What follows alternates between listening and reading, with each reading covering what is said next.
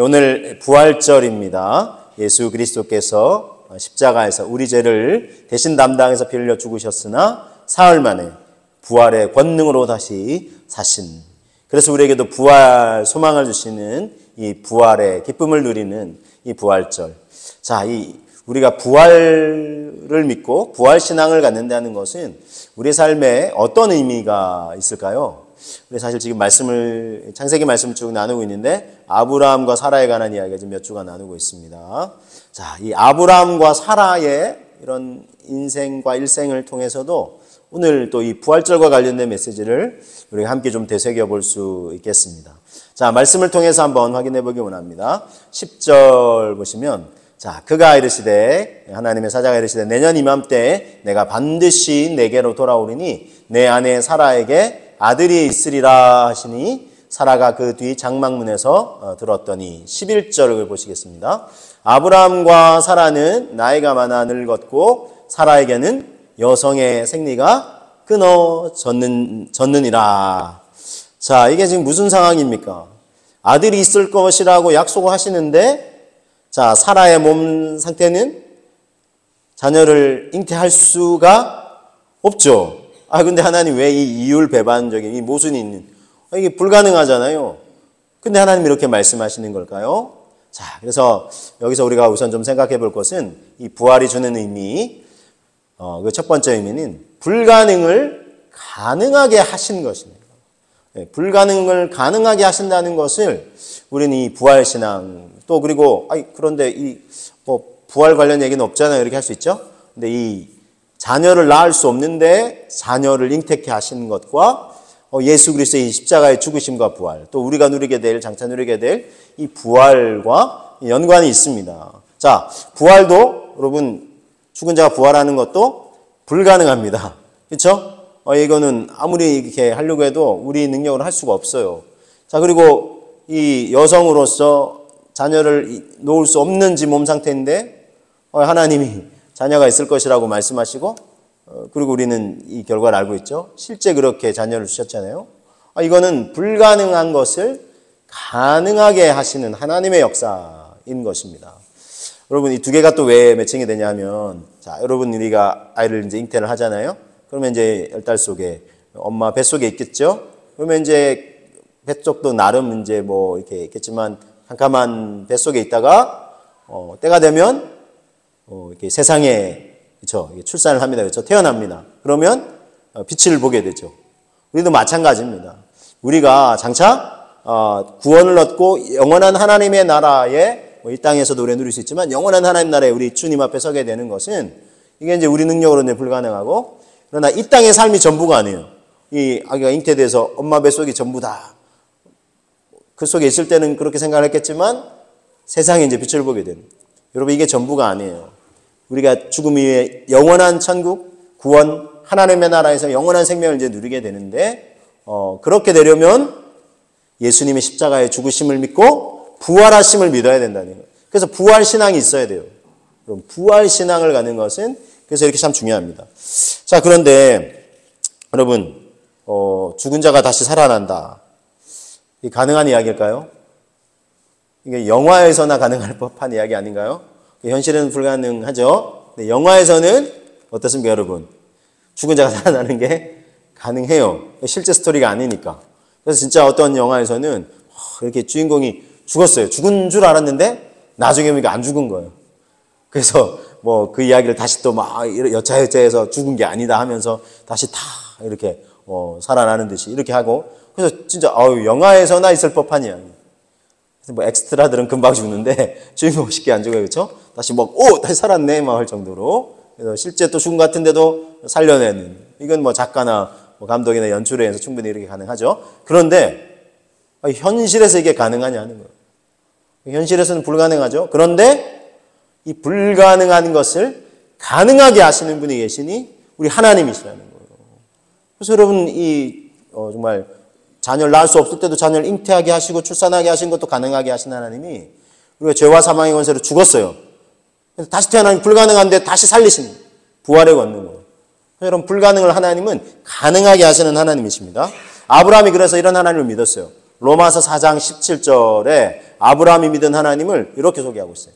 기록된 바 내가 너를 많은 민족의 조상으로 세웠다 하심과 같으니 그가 아브라함이 믿은 바 하나님은 어떤 하나님이라고 소개하고 있냐면 죽은 자를 살리시며 없는 것을 있는 것으로 부르시는 하나님이신 것을 믿었다는 것입니다.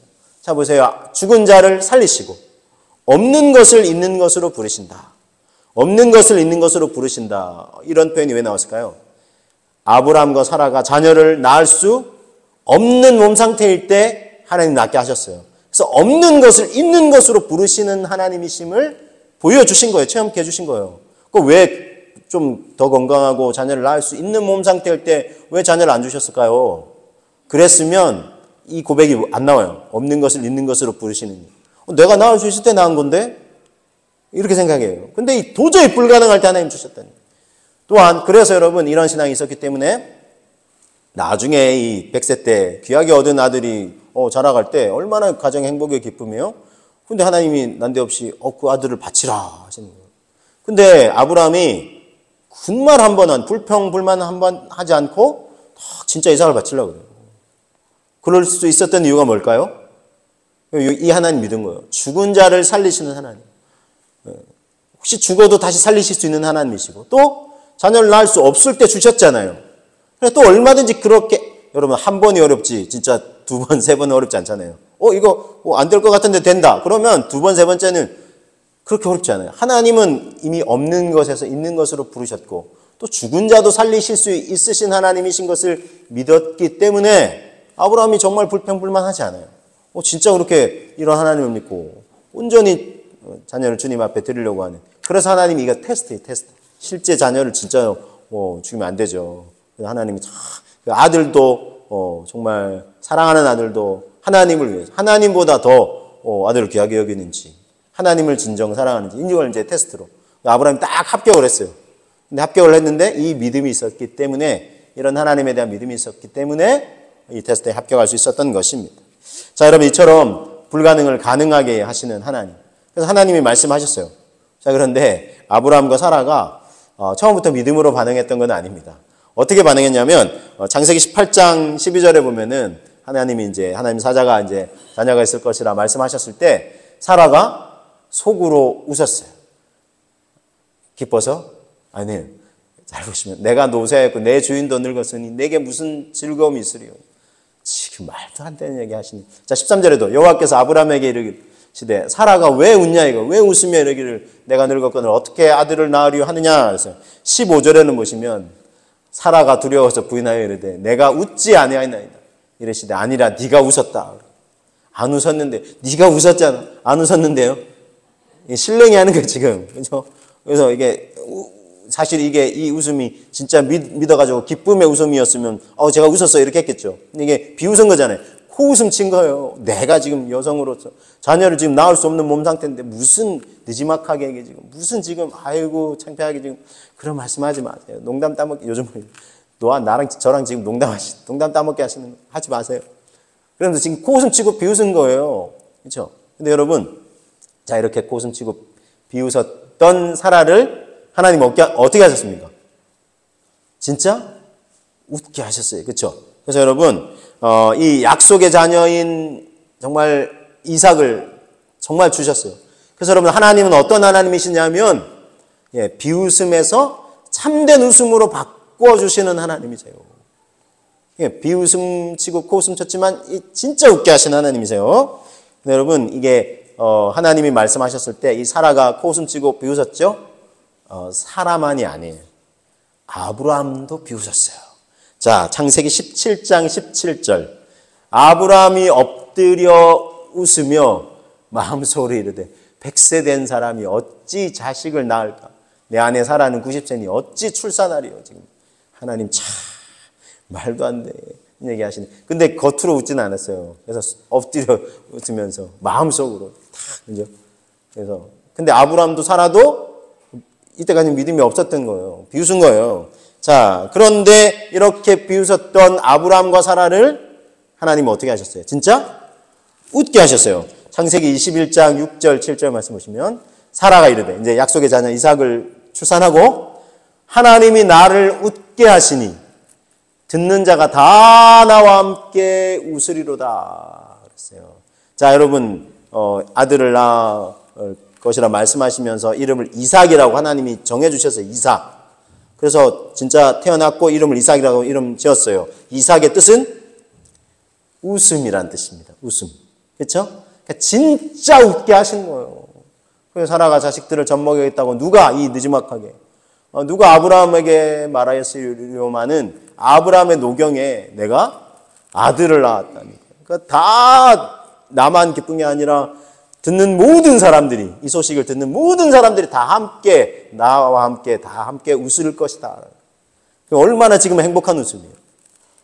근데 여러분, 하나님이 너 지금 비웃었지, 지금. 주나 봐라, 내가. 기분 나빠서 안 줘. 이럴 수도 있는데, 하나님 안 그러시잖아요, 그렇죠? 참 믿음의 사람으로 빚어가시려고 하나님이 아브라함과 사라를 참 그 코웃음 치고 비웃음 치는데도 그냥 그걸 다 인내하시고 다 진짜 웃게 하신 하나님.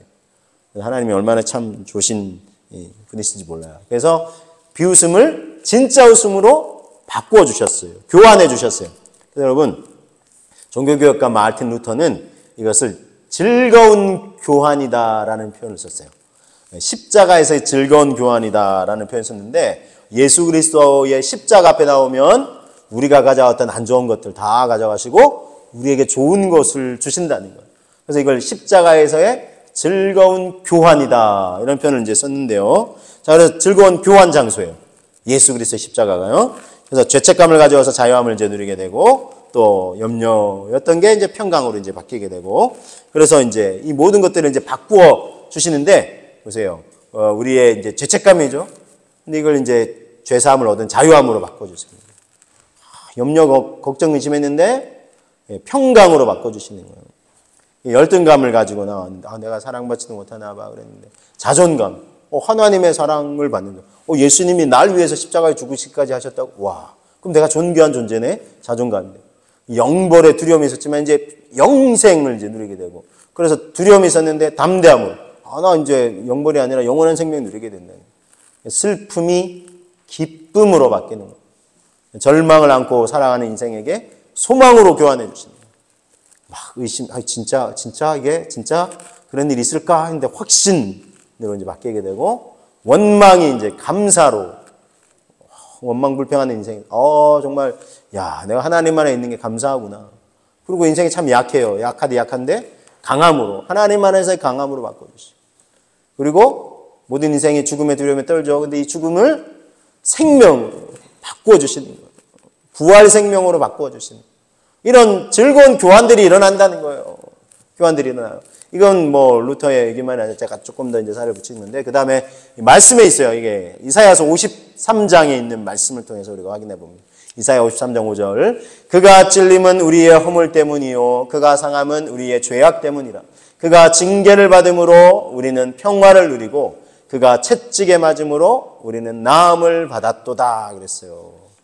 그래서 우리가 이 모든 평화, 나음, 구원, 은총이 누리는 것들은 다 예수님이 우리에게 이렇게 즐겁게 이제 교환해 주시는 건데 그래서 우리가 여러분 물물 교환 해보신 적 있으실 텐데 물물 교환하는 장터예요. 그런데 보통은 물물 교환할 때 어때요?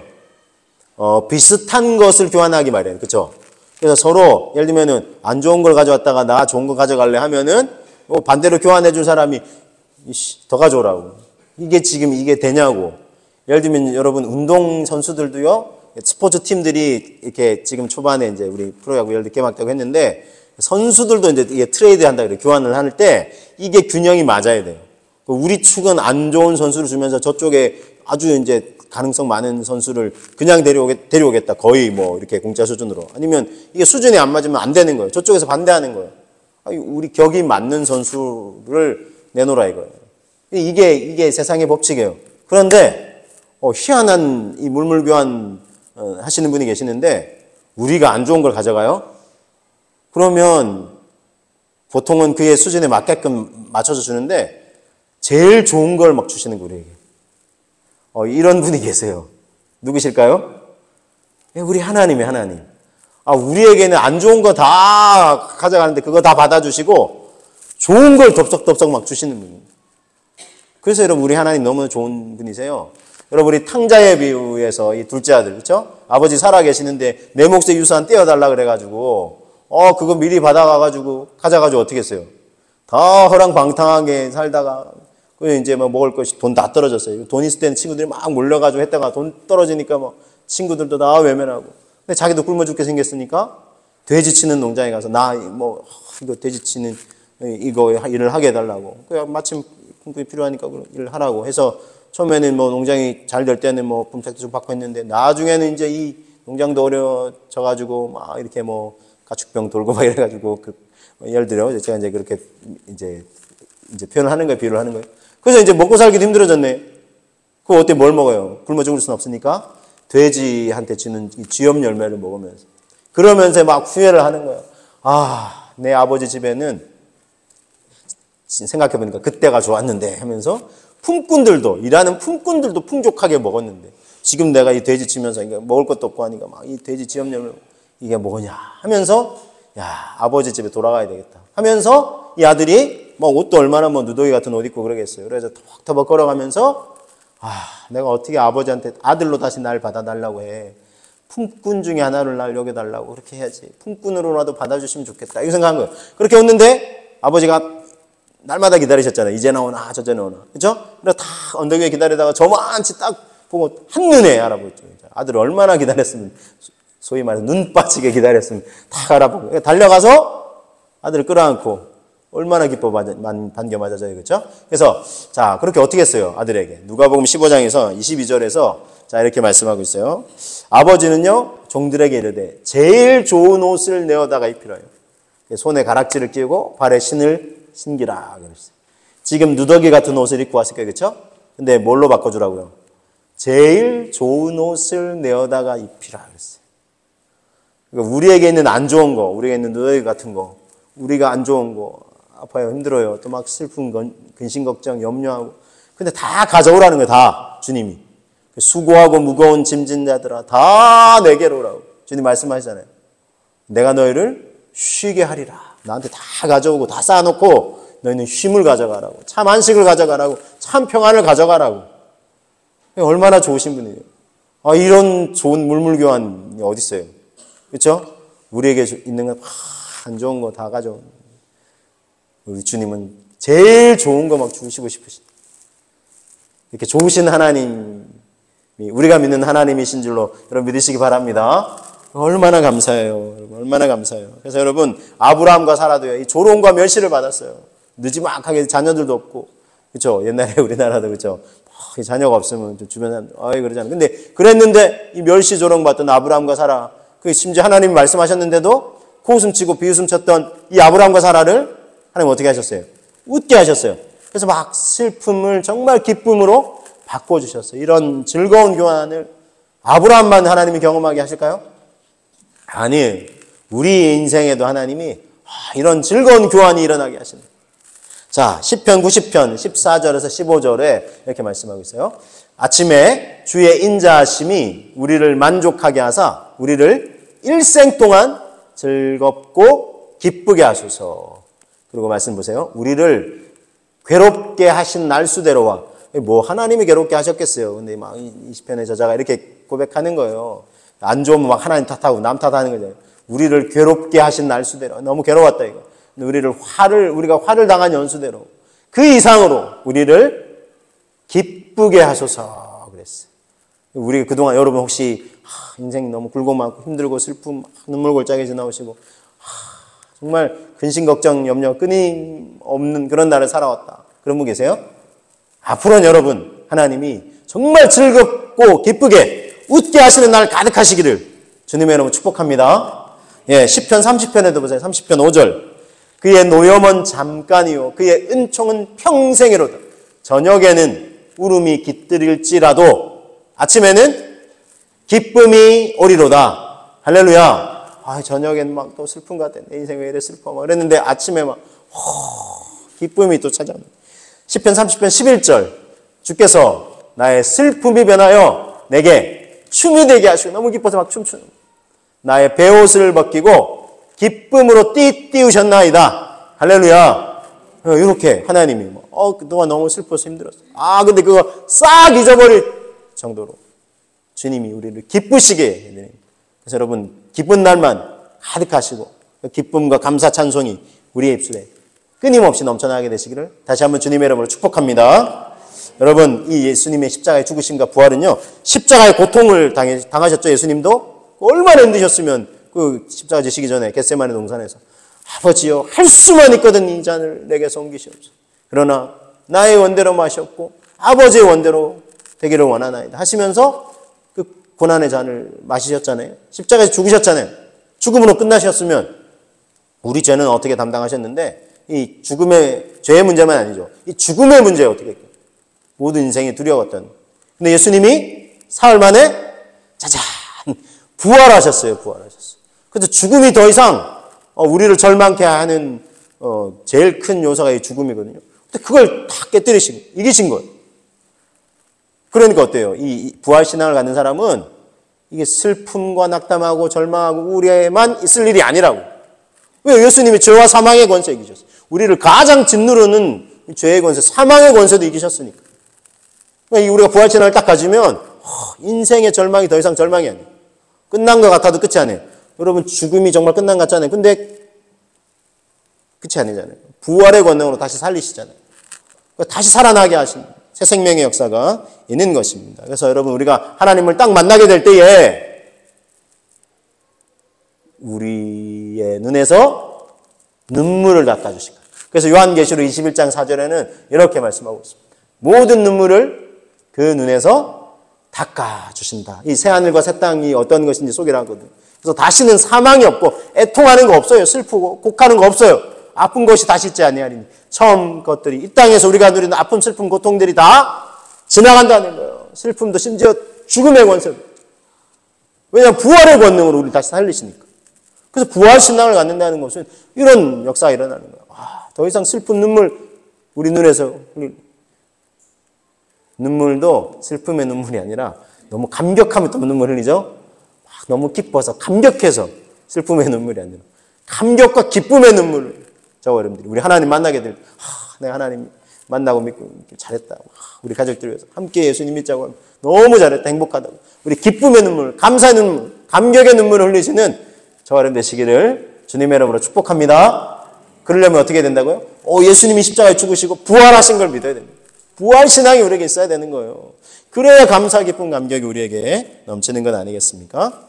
자, 여러분 이 부활신앙이 우리가 굳건해야 되는데 부활신앙이 또 우리에게 주는 우리 삶에 주는 의미는 아브라함과 사라의 인생에서 통해서 볼 때 오늘 세 번째 말씀은 약속하신 것을 이루신 하나님이에요.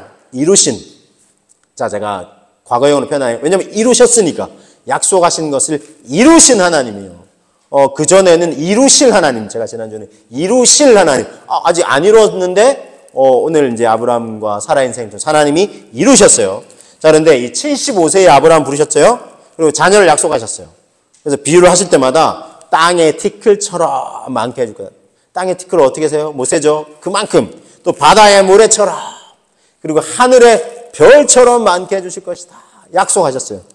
근데 아브라함은 그걸 믿었어요. 그래서 그걸 의롭게 여기셨다. 창세기 15장 6절에도 말씀하고 계시는데 자, 그런데 10년이 지났어요. 약속하시고도 10년이 지나는데 아무런 약속이 이루어질 기미가 조금의 기미라도 요즘 1%라도 있었으면 거기서 좀 믿음의 싹을 틔워보면 좋겠는데 말씀만 자꾸 하시지 아무런 기미가 없는 거예요. 아브라함과 사라의 몸에. 그래서 어떻게 했냐면 사라는 어떻게 했죠? 여종 하갈을 통해서 자녀를 낳는 좀 안타까운 선택을 해요. 아브라함도 사라도. 그래서 자녀 이스마엘을 낳았어요. 근데 하나님은 이스마엘을 통해서가 아니라 약속의 자녀인 이삭을 통해서 아브라함에게 주신 약속을 이루시겠다고 하셨고 실제 말씀하신 대로 됐어요. 그래서 창세기 21장 1절 2절을 보세요. 잘 보세요. 여호와께서 말씀하신 대로 약속하신 대로 말씀하신 대로 사라를 돌보셨어요. 그리고 여호와께서 말씀하신 대로 사라에게 행하셨으므로 그렇죠? 이제 행하셨다고 그죠? 그전에는 자꾸 약속이었어요. 아직 행하신 건 아니었는데 행하셨어요. 뭐대로요? 말씀하신 대로, 약속하신 대로. 그래서 사라가 임신하고 하나님이 말씀하신 시기가 되어 노년의 아브라함에게 아들을 낳으리니? 아니에요. 낳았어요. 과거형이죠. 이루셨다는 거예요, 여러분. 이게 중요해요. 하나님은요, 약속하신 것은 반드시 이루시는 하나님이세요. 민수기 23장 19절에서 그래서 하나님이 이런 분이라고 소개를 해요. 하나님은 사람이 아니라는 거예요. 그래서 거짓말을 하지 않으세요. 그래서 인생이 아니시니 후회가 없으시도다. 어찌 그 말씀하신 바를 행하지 않으시며 하신 말씀을 실행하지 않으시랴 그랬어요. 여러분, 사람은요 거짓말을 해요.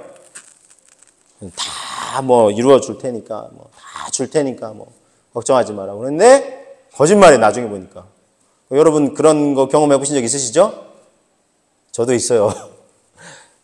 다 마치 막 약속해가지고 막 근데 안 지키는 거예요. 그게 사람이에요, 여러분. 그래서 우리는 실망하기도 해요. 근데 하나님도 그런 분이셨다면 우린 정말 사람에게도 실망했는데, 그렇죠? 예를 들면 이 사람에게 실망했는데 또 저 사람에게 또 한 번 조금 얼마나 힘들어요. 근데 하나님도 막 그런 분이라면 얼마나 우리가 막 죄송해요. 세상에 믿을 뭐라고 표현 안 하겠습니다. 하여튼 믿을 존재 하나도 없네. 그렇죠? 근데 여러분 감사하게도 사람은 우리를 거짓말하고 속일지 모르지만 하나님은 말씀하신 바를 행하지 않음이 없으세요. 하신 말씀을 반드시 실행하시고 지키시는 분이십니다. 신실하신 분이십니다.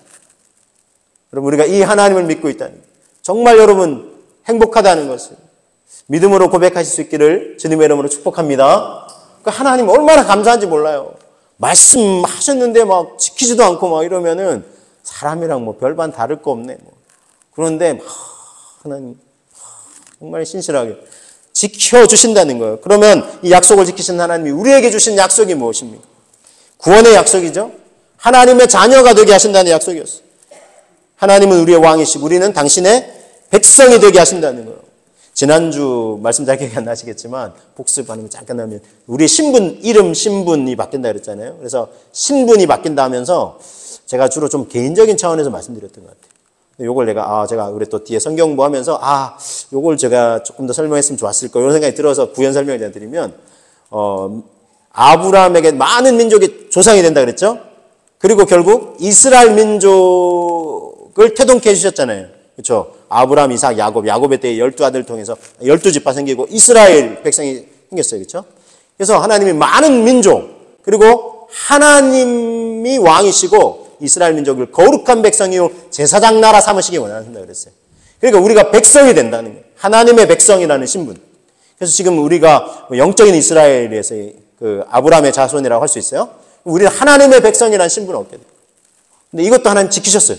아브라함에게 주신 약속인데. 그래서 여러분 하늘의 별처럼 많게 하시겠다 했는데 그건 어떻게 지키셨을까요? 요한계시록에 보면요. 이 각 나라와 족속과 백성과 수많은 나라의 부족들의 언어들을 쓰는 사람들이 구원받고 예수님 믿고 구원받고 하나님의 보좌 앞에서 그 수많은 사람들이 그래서 많은 물소리 같이 하나님을 찬양하고 높여드려요. 많은 물소리. 처음에 성경을 언뜻 읽으면 저는 이게 맑은 물소리인 줄 알아요. 어떤 때는 맑은 물소리. 그래가지고 그 찬양집도 예전에 나온 적이 있었어요. 그래서 맑은 물소리 아닐까 했는데 많은 물소리가 있어서 성경을 해주니까 많은 물소리처럼. 그래서 맑은 물소리 아니에요. 왜 많은 물소리였냐면 많은 물소리라는 거예요. 수많은 사람들이 이 각 인종 초월해가지고 수많은 사람들이 그래서 여러분 그 이단들 어리석은 이단이 14만 4천 하나님이 그렇게 작은 분 아니에요. 근데 그렇게 얘기하는 이단이 자기들도 14만 4천 넘었어요. 하루 한 해만 10만 명이 넘는 사람 교육받아. 그럼 지들 모순이잖아요. 죄송해요. 자기들 모순이잖아요. 14만 4천만 또 구원받아 그렇고 그 해에만 구원받는 사람이 10만 명이 자랑하고 떠벌리고 그러면 14만 4천 구원받는 게 뭔데? 자기들 모순에 갇히는 거예요. 성경을 어리석게 막 억지로 풀어내려고 하니까 그렇게 자기들이 어리석은 그 틀에 갇히는 거예요. 신천지 이단 제가 얘기하는 거예요. 안타까워요. 신천지뿐만 아니라 지금 다른 이단도 너무나 많아요. 자기들의 잘못된 이 교리 틀 안에 가지고 하나님이 각 나라와 족속 백성 모든 민족들 구원하셔서 그 많은 물소리 같이 물이 여러분 시냇물 졸졸졸 흐르지만 위에 폭포수 같은 물이 흘러내리면서 큰 내가 흐르면 얼마나 이게 소리가 시끄럽고 웅장해요. 그처럼 수많은 인생들이 이 하나님의 보좌 앞에서 구원받고 감사 찬송을 고백한다는 거예요. 여러분, 이렇게 우리에게 하나님은 구원의 약속, 영생의 약속, 하나님의 보좌 앞에 우리 서게 되고 그분을 정말 감사함으로 찬송하고 높여드리게 될 것입니다. 구원의 영생 약속이죠. 영생의 약속이죠. 예수님이 약속하셨어요. 요한복음 11장 25절 26절 부활절마다 되새기는 말씀. 우리 또 귀한 말씀을 나눌 수 있고 우리 단톡방에도 그죠? 나누는 말씀. 이 부활절의 핵심 말씀입니다. 우리 같이 한번 고백해 보실까요? 예수께서 이르시되 나는 부활이요 생명이니 나를 믿는 자는 죽어도 살겠고 무릇 살아서 나를 믿는 자는 영원히 죽지 아니하리니 이것을 네가 믿느냐? 여러분 믿으십니까? 할렐루야. 뒷말씀 먼저 봐. 무릇 살아서 나를 믿는 자 영원히 죽지 아니하니 죽잖아요. 이거 지키지 이거 뭐 어떻게 된 건데? 여러분 이거 요한복음은 소위 말해서 이게 뭐 전인적인 의미도 담겼지만 좀 영적인 의미를 많이 담아내고 있어요. 그래서 여러분 영원히 우리의 영혼이 영원히 죽지 않고 하나님 앞에 서게 될 거예요. 그리고 부활이요 생명이라. 하나님 예수님 믿는 자는 죽어도 다시 사는 부활 생명이 있다는 것입니다. 그래서 여러분 이게 가능한가요? 가능해요. 왜냐하면 예수님이 보여주셨으니까. 죄와 사망의 권세 이기시고 부활 승리하신 걸 보여주셨으니까. 그래서 그걸 믿는 사람들도 죽음이 끝이 아니라는 거예요. 솔직히 말하면 우리 인생이 하루하루 이제 살아가는 거는 죽음의 그 지점이 있잖아요. 어느 순간에는 그날 그때는 아무도 모르지만 점점 하루하루 더 가까워지는 거 아니겠어요? 근데 사실 이제 뭐 인생의 노년 후반부 되면 사실 이게 좀 아쉬운 생각이 들 수도 있어요. 그렇죠? 그런데 이게 끝이 아니에요. 새 생명이에요. 부활의 새 생명. 신령한 몸을 지금 아프고 막 쑤시고 힘든데 이제 아플 일도 없는 신령한 몸, 새 몸을 입는 거 얼마나 그 제가 아는 어떤 권사님 빨리 하나님 앞에 가고 싶어요. 이런 분이 계시더라고요. 그래서 새 생명을 얻고 하니까. 그래서 우리가 이걸 충분히 소망할 수 있는. 근데 이걸 가능한 것은 예수님이 불가능을 가능한 걸 보여주셨죠. 아브라함과 사라에게 불가능한 걸 이 자녀 일부러 우리 하나님 그때를 기다리신 거예요. 이 여성은 몸에 이 자녀를 낳을 수 없는 몸 상태가 됐는데 그때 하나님이 진짜 약속하시고 그 다음에 주셨잖아요.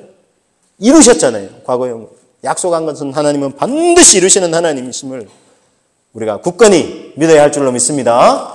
그래서 오늘 말씀을 정리해 드립니다. 부활 신앙이 우리에게 주는 의미는 불가능을 가능하게 하신 거. 아브라함과 사라에게도 불가능할 때 일부러 하나님 기다리셨다가 자녀 주셨죠. 그래서 비우셨어요. 아브라함과 사라도. 그런데 그걸 참된 웃음으로 바꿔주세요. 십자가에서의 즐거운 교환, 그렇죠? 슬픔이 기쁨으로, 절망이 소망으로, 죽음이 영원한 생명 이렇게 바꿔주시는 하나님. 이 하나님은 너무나 좋으신 분이신데 약속하신 것을 반드시 이루신 하나님이시고 우리에게도 이루어주실 하나님이시고 우리에게 약속하신 것 구원과 부활과 천국과 영생, 영원한 생명 약속하셨어요. 그러면 어떻게 하실까요? 반드시 지키시는 하나님이심을 믿음으로 고백하시면서 오늘 우리가 이 부활 신앙을 갖는 정말 자부심을 가지시고 감사와 기쁨과 찬송을 하나님께 나아가시는 저와 여러분 되시기를 우리 모두가 되시기를 주님의 이름으로 축복합니다.